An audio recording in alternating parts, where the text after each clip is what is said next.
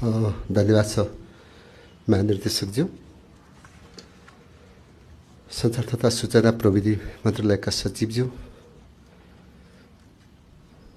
प्रिय पत्रकार मित्रहरू, सबैमा म हार्दिक अभिवादन व्यक्त गर्न चाहन्छु। आज म मङ्सिर 7 गते र 10 गतेको मन्त्री परिषदको निर्णयलाई मुख्य बुँदाहरूलाई म सार्वजनिक गर्न चाहन्छु। मन्त्री परिषदको मङ्सिर 7 गतेदेखि र 10 गतेको निर्णयहरू नेपाल सरकार कार्य सम्पादन 6औं संशोधन नियमावली 2077 स्वीकृत भएको छ र हामीले अर्थ मन्त्रालयकै प्रस्तावमा नवप्रवर्तन सुरुवाती पुँजी कर्जा प्रवाह कार्यविधि 2077 स्वीकृत भएको छ। परराष्ट्र मन्त्रालयको प्रस्तावमा कोरोना भाइरस कोभिड-19 महामारी सम्बन्धी आगामी डिसेम्बर 4, 2020 मा हुने संयुक्त राष्ट्रसङ्घ महासङ्घको विशेष अधिवेशनमा सम्माननीय प्रधानमन्त्रीको केपी शर्मा ओलीजीको नेतृत्वमा 13 सदस्यीय प्रतिनिधिमण्डल गठन भएको छ र त्यसमा हाम्रो अमेरिकामा रहेको प्रतिनिधि अमृतलाल राई, नायब स्थायी प्रतिनिधि घनश्याम भण्डारी लगायत व्यक्तित्वहरूलाई पनि त्यहाँ सहभागी हुनको निम्ति पनि स्वीकृत गरेको यहाँहरूको बीचमा राख्न चाहन्छु। त्यस्तै हामीले जिल्ला समन्वय समितिलाई पनि जिल्ला समन्वय समिति महासङ्घको कार्यालय सञ्चालनको निमित्त पनि केही अनुदान रु 15 लाख रुपियाँ दिने निर्णय पनि गरेको छ। यस्तै अन्य निर्णयहरूमा पनि हामीले सङ्घीय मामला तथा सामान्य प्रशासन मन्त्रालयको निर्णय प्रस्तावमा विभिन्न गाउँपालिकाका भवनहरू वार्ड कार्यालय भवन निर्माण गर्नको निम्ति हामीले सरकारी जग्गा प्राप्तिको स्वीकृति प्रदान गर्ने पनि निर्णय गरेको छ। त्यस्तै 3 जना सचिवज्यूहरूको बढुवा भएको छ, जो बढुवाको नामहरू पनि हामीले वेबसाइटमा राख्ने नै छौँ। त्यस्तै राष्ट्रिय चिया तथा कफी विकास बोर्ड कर्मचारी प्रशासन विनियमले पनि 2077 स्वीकृत भएको छ। परराष्ट्र मन्त्रालयमै मित्र राष्ट्र कतारको सरकारले सद्भावना स्वरूप नेपाल सरकारलाई उपहार दिन लागेको 3 वटा मर्सिडिज बेन्ज E180 मोडेलका कारहरू परराष्ट्र मन्त्रालयले प्राप्त गरी सरकारी प्रयोजनमा प्रयोग गर्न स्वीकृति दिने निर्णय पनि भएको छ। श्रम रोजगार तथा सामाजिक सुरक्षा मन्त्रालयको प्रस्तावमा सामाजिक सुरक्षा कोष लगानी कार्यविधि 2077 स्वीकृत गर्ने निर्णय भएको छ। श्रम रोजगार तथा सामाजिक सुरक्षा मन्त्रालयकै प्रस्तावमा निजामती कर्मचारीहरूको आधिकारिक ट्रेड युनियनको निर्वाचन स्थगित गर्ने, अर्को मिति नतोकिन्जेलसम्म स्थगित गर्ने निर्णय पनि भएको छ। त्यस्तै हामीले पटक नेपाल सरकारले निर्णय गर्दै आएको निर्णय फेरि मङ्सिर 10 गतेको निर्णयमा पनि ऐतिहासिक जनआन्दोलन, सशस्त्र द्वन्द्व र तराई मधेसमा भएको आन्दोलनमा घाइते भई उपचार गर्नुपर्ने र शरीरमा गोली बोकेको, छर्रा बोकेका त्यस्ता व्यक्तिहरूको अहिलेसम्म पनि उपचार र त्यसका पहिचानहरू नभएका ती व्यक्तिहरूले पहिचान गर्नको निम्ति पनि सार्वजनिक सूचना जारी गर्ने र ती व्यक्तिहरूलाई नेपाल सरकारले सरकारी अस्पतालमा निःशुल्क उपचार गराउने निर्णय पनि गरेको छ। यो मङ्सिर 7 र 10 गते मन्त्री परिषदको मुख्य निर्णयहरू यहाँहरूको बीचमा मैले सार्वजनिक गरेँ र म यहाँहरूको बीचमा आज सार्वजनिक महत्त्वको विषयमा मैले नेपाल सरकारको तर्फबाट एउटा प्रेस विज्ञप्ति जारी गर्ने पनि यहाँहरूलाई अनुरोध गर्दै, हामीले नेपाल सरकारले केही विषयमा ध्यान आकर्षण भएको छ र त्यससँग सम्बन्धित एउटा प्रेस विज्ञप्ति सञ्चार तथा सूचना प्रविधि मन्त्रालयको तर्फबाट भन्दा नेपाल सरकारको तर्फबाट म यहाँहरूलाई प्रेस विज्ञप्ति मैले पूर्ण पाठ म यहाँहरूको बीचमा पढ्नेछु। ट्रान्सपरेन्सी इन्टरनेसनल नेपालको भ्रष्टाचार नियन्त्रणको सम्बन्धमा पुर्याउँदै आएको योगदानप्रति नेपाल सरकार सम्मान गर्दछ। भ्रष्टाचार अन्त्य गर्ने नेपाल सरकारको अभियानमा ट्रान्सपरेन्सी इन्टरनेसनलका प्रतिवेदनले सहयोग पुर्याओस् भन्ने चाहन्छ। तर उक्त संस्थाले हालै सार्वजनिक गरेको प्रतिवेदन पूर्णतः राजनीतिक पूर्वाग्रहबाट प्रेरित छ।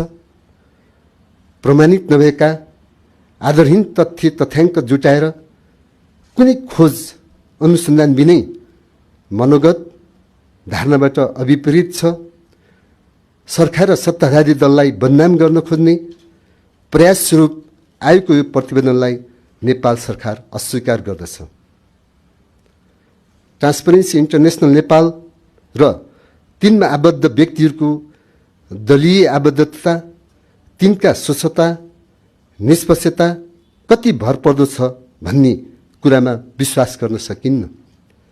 झन्डै 3 करोड नेपाली जनतामध्ये साँगुरो घेरामा सीमित रही 1000 व्यक्तिहरूसँग टेलिफोनबाट मनोगत धारणका आधारमा तयार गरिएको प्रतिवेदनको तथ्य तथ्याङ्क, त्यसको नमुना छनौट, समय र प्रतिवेदन तयार गर्दा लिएको सन्दर्भ सामग्रीले देशको छविलाई धमिल्याउने गरी प्रचार भइदिएको र तिनको खोज अनुसन्धान निष्कर्षहरू नियोजित आग्रह पूर्वाग्रहमा आधारित भएकोले उक्त प्रतिवेदनमा समेटिएका विषयवस्तुप्रति नेपाल सरकार असहमति राख्दछ। ट्रान्सपरेन्सी इन्टरनेसनलबाटै प्रकाशित प्रतिवेदनमा सम्माननीय प्रधानमन्त्रीज्यूबाट पटक पटकको औपचारिक तथा अनौपचारिक कार्यक्रममा गरेको भ्रष्टाचार विरोधीको प्रतिबद्धता र अभिव्यक्ति समेत उल्लेख छ। नेपाल सरकारको नीति तथा कार्यक्रमले डिजिटल फ्रेमवर्क नीति कार्यान्वयनमा ल्याएको छ। यसको कार्यान्वयनबाट भ्रष्टाचार नियन्त्रण तथा सार्वजनिक सेवा प्रवाह पारदर्शी र जवाबदेही हुने र पेपरलेस मा हुने विश्वास राख्दछ। सो प्रतिवेदनमा सहभागी 84% उत्तरदाताले विकासको काममा भ्रष्टाचार बाधक रहेको देखाउनुले पनि नेपाली जनता भ्रष्टाचारको सन्दर्भमा सचेत र जानकार रहेको छ तथा 62% उत्तरदाताले सरकारको भ्रष्टाचार नियन्त्रण गर्ने निकायहरूको प्रभावकारिता र अभियानमा राम्रो कदम लिएको भन्ने उल्लेख छ। यही ट्रान्सपरेन्सी इन्टरनेसनलकै तत्कालकै प्रतिवेदनमा पनि नेपाल चाहिँ 62% जनताहरू चाहिँ भ्रष्टाचार विरोधी सरकारको अभियानमा सफल कदम हो भन्ने प्रशंसा पनि सरकारको गरिएको यही ट्रान्सपरेन्सी इन्टरनेसनलकै रिपोर्टमा पनि छ। यो कुराले भ्रष्टाचार नियन्त्रणको सन्दर्भमा सरकार दृढ रहेको र सरकारका निकायले प्रभावकारी रूपमा कार्य गरिरहेको पुष्टि हुन्छ। भ्रष्टाचार नियन्त्रण र अन्त्यको लागि सरकारले विभिन्न ऐन नियम र कानुनलाई संशोधन गर्न प्रस्ताव तयार गरेको छ। भ्रष्टाचारमा संलग्न भएकाहरूलाई कारबाही गरेको, दण्ड जरिमाना गरेको र मुद्दा चलाएको र उल्लेखनीय र प्रशंसनीय उदाहरण गरेको र यही आर्थिक वर्षमा मात्रै सबैभन्दा उल्लेखनीय 2 लाख करिब 2 अरब 78 करोड बिगोलिएको धेरै व्यक्तिहरूलाई नेपालकै इतिहासमा मुद्दा चलाएका, कारबाही गरेको हाम्रो उदाहरण पनि छ।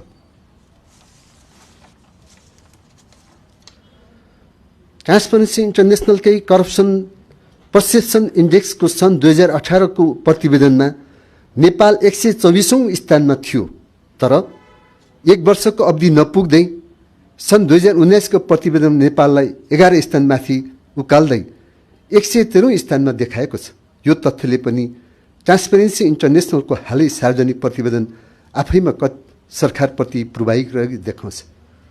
यसको अर्थ हामी सन् 2018 को प्रतिवेदन र त्यो 19 को प्रतिवेदनले चाहिँ नेपाल विश्वको यो ट्रान्सपरेन्सी इन्डेक्सको एउटा प्यारामिटरमा 124 स्थानबाट 113औं स्थानमा 13-11 स्थानमाथि चाहिँ हामी प्रोग्रेस छ।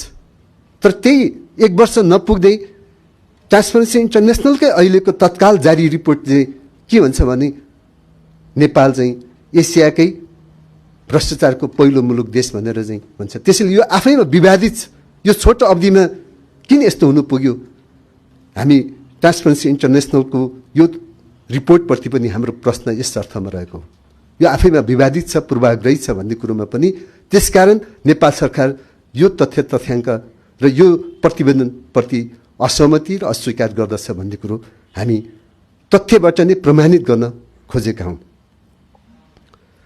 ट्रान्सपरेन्सी इन्टरनेसनलका साथै विश्व सूचाङ्कले पनि नेपालका विविध क्षेत्रमा सुधार हुँदै आएको देखाएको छ। वर्ल्ड जस्टिस प्रोजेक्टको सर्वेक्षणले नेपाल रुल अफ ल इन्डेक्स 2020मा दक्षिण एसियामा सुशासनको पक्षमा पहिलो स्थान देश हो देखाएको छ, हो पनि।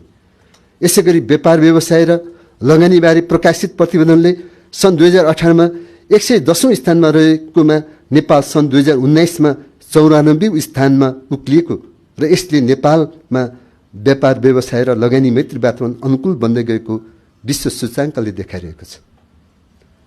यस्तै विश्व आर्थिक मञ्चले 153 मुलुकमा रहेको अध्ययनले विश्व लैङ्गिक समानताको अवस्थामा सुधार हुँदै गएको देखाएको छ। सन् 2019मा 105औं स्थानमा रहेको नेपाल 4 स्थानमा माथि उक्लँदै सन् 2020मा 101औं स्थानमा र दक्षिण एसियामा दोस्रो स्थानमा छ। यसै गरी मानव विकास सूचाङ्कमा समेत नेपाल 149औं स्थानबाट 2 स्थानमाथि उक्लँदै 147औं स्थानमा पुगेको छ। नेपालमा स्थायी सरकार बने पश्चात प्रकाशित प्रतिवेदन तथा विश्व सूचाङ्कले नेपालको अवस्थालाई सुदृढ र आशावादी हुँदै गएको देखाएको छ। तर सरकारको विरुद्धमा मिसनका आधारमा तयार गरिएको प्रतिवेदन, प्रचार सामग्री र विषयवस्तुले समाजमा निराशा र भ्रम छर्ने प्रयास कुन उद्देश्यले भइरहेको छ भन्नेमा सरकार सचेत छ। स्थिरता, विकास र समृद्धिका लागि वर्तमान सरकार दृढतापूर्वक लागिरहेको बेला पछिल्लो समय मुलुकको संवैधानिक प्रणाली, लोकतन्त्र र कानुनी शासनको विरुद्ध जनतालाई भड्काउने प्रयास भइरहेको छ। प्रतिक्रियावादी र पुनरुत्थानवादीहरूको यस्ता खालका भड्काउ गतिविधिमा संलग्न र सहभागी नहुन आम जनसमुदायलाई आग्रह गर्दै नेपाल सरकार समृद्ध नेपाल, सुखी नेपालीको राष्ट्रिय सङ्कल्प पूरा गर्न सो दिशामा लाग्न सबैमा हार्दिक अपिल गर्दछ। नेपाल सरकार प्रवक्ता एवं सञ्चार तथा सूचना प्रविधि मन्त्री पार्वत गुरुङ। यहाँहरूको बिचमा यो प्रेस व्यक्ति हामी तुरुन्तै ओस्यापमा राख्नेछौँ। यसको हामीले केही त्यस्ता प्रिय पत्रकारहरूको आफ्नो कुनै त्यस्तो छ जिज्ञासा छ भने यो प्रेस विज्ञप्ति मार्फत यहाँहरूलाई आफ्नो कुरो राख्न सक्नुहुनेछ। हजुर।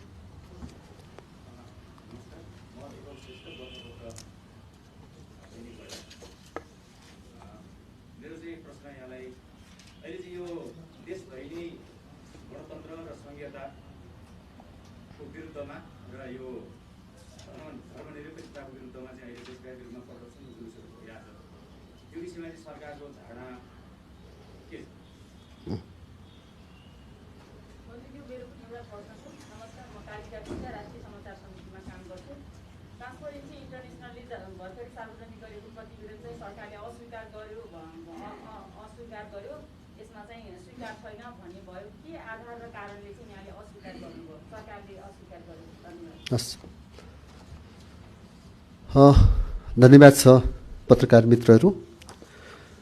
विशेष त मैले प्रेस विज्ञप्ति मार्फत नै मैले कालिकाजीको प्रश्नप्रति म सम्मान गर्दै प्रेस विज्ञप्ति मार्फत नै यो कुरो प्रष्ट बनाइएको छ कि यहाँहरूको बिचमा मैले भन्नुपर्दाखेरि ट्रान्सपरेन्सी इन्टरनेसनलको रिपोर्टले नै मैले यहाँहरूलाई भने हामी सन् 2018 को प्रतिवेदनमा नेपाल 124औं स्थानमा थियो। सन् 2019 मा त्यही ट्रान्सपरेन्सी इन्टरनेसनल करप्सनको रिपोर्टले नेपाल चाहिँ 124औं स्थानबाट 113औं स्थानमा उसले उक्लियो, प्रगति गर्यो। 1 वर्षको यो सन् 2020 को अहिलेको रिपोर्ट यति 1 वर्ष नपुग्दै आज नेपाल चाहिँ कसरी भ्रष्टाचारको विरुद्धमा लागेको होइन, भ्रष्टाचार गर्नेहरूलाई सामान्य प्रधानमन्त्रीले संरक्षण गरेको छ भन्ने आरोप लाउने आधार के त्यसलाई प्रमाणित कहाँ छ? आधारविहीन र प्रमाणित नभएका विषयवस्तुप्रति यो तथ्यहीन र राजनीतिक पूर्वाग्रहबाट भएको हो भन्ने कुरो पनि देखिन्छ। सँगै अहिले यही सन् 2020 कै यो रिपोर्ट जो ट्रान्सपरेन्सी इन्टरनेसनलको रिपोर्टमा के देखिन्छ भने तपाईहरुले यसलाई अत्यन्तै यो आफैमा विवादित छ भने नेपालमा जुन 1000 झन्डै 3 करोड जनसङ्ख्यामा 1000 व्यक्तिलाई केबाट लिएको छ त भन्दा टेलिफोनबाट लिएको छ। को व्यक्तिलाई लियो भन्दाखेरि त सरकारको विरुद्धमा सरकारको प्रगतिबाट नचाहने ती सरकार विरोधी गतिविधिमा लागेका व्यक्तिहरूलाई जो 1000 व्यक्तिलाई लिएको छ त्यो पनि के को माध्यमबाट? टेलिफोनबाट। ती व्यक्तिहरूबाट पनि के देखिन्छ भने 62% चाहिँ ती व्यक्तिहरूले पनि नेपालको सरकारका संयन्त्रले भ्रष्टाचार विरोधी गतिविधिको संयन्त्रले चाहिँ राम्रो काम गरेको छ भने यही प्रतिवेदनले व्यक्त गर्छ। सत्य कुरो त लुक्दैन नि, तर हाम्रा मिसनका रूपमा सरकारको विरुद्ध मिसनको रूपमा प्रचार सामग्री तयार गरेर प्रतिवेदन तयार गरेका चिजहरूलाई चाहिँ आज आएको हुँदाखेरि हामी यो प्रतिवेदनलाई हाम्रो समाजलाई, हाम्रा नेपाली जनतालाई, सरकारलाई बदनाम गर्ने र सरकारप्रति विद्वेष नजगाउने र आरोपित गर्ने, कतै बाघ पनि कराउनु बाख्रा पनि हराउनु जस्तो दीपकजीले सोधेको क्वेसन जस्तै आज केही प्रतिक्रियावादी शक्तिहरू, पुनरुत्थानवादी शक्तिहरूले पनि शिर ठाडो पार्दै यो मौकामा सबै संयोगले यस्ता गतिविधिहरू त भएको होइन। त्यसैले यो प्रतिवेदनका कुन समयमा यो प्रतिवेदन तयार भयो? जुन जुलाईमा छ। त्यसैले त्यसबेला सरकार विरोधी अभियान निकै तीव्र गतिमा चलिरहेको थियो र सन्दर्भ सामग्री पनि केही प्रचार सामग्रीले तयार गरेकोलाई मात्रै सन्दर्भ सामग्री लिएको यही प्रतिवेदनले कुन कुनसँग लियो भने एक प्रतिवेदनले देखाउँछ। त्यसैले यी प्रमाणित नभएका हुँदाखेरि र तथ्यहीन भएको हुँदाखेरि र विश्व सूचकाङ्कमा नेपालको अरू प्रगति देखिने त्यही ट्रान्सपरेन्सी इन्टरनेसनलको रिपोर्टले विश्व सूचकाङ्कमा यसको प्रगति छ भनेर देखाउने, अहिलेकै सूचनाले पनि 62% चाहिँ त्यो छ भन्ने, जनताहरूले चाहिँ सरकारले गरेका भ्रष्टाचार विरोधी अभियान राम्रो छ भनेर भन्ने, 84% जनता, यही 1000मा 84% जनता चाहिँ नेपालमा विकासका विरोधी बाधक भनेको भ्रष्टाचार हो भनेर जनता सचेत हुने, त्यही जापानमा 47%ले मात्रै भ्रष्टाचार विरोधी त्यो आफ्नो मत राखेको छ। नेपालमा त्यो चेतना छ। त्यसैले यो प्रगति र यो उन्नति सरकारले गरेको यस्तो समृद्धिको यो यात्रालाई अस्वीकार गर्ने सरकार विरोधी तत्त्वहरूबाट भएका कुरोलाई हामी यो अस्वीकार गर्छौँ र यो प्रतिवेदन तयार गर्ने नेपालको ट्रान्सपरेन्सी इन्टरनेसनलका प्रमुख पनि राजनीतिक एउटा दलीय आबद्धता र खुलेआम राजनीतिक रूपमा चाहिँ चिनिएको ब्रान्डेड व्यक्ति भएको हुँदाखेरि पनि यो प्रतिवेदन नेपाल सरकारले असहमति र अस्वीकार गरेको हो। र जहाँसम्म हाम्रो जसरी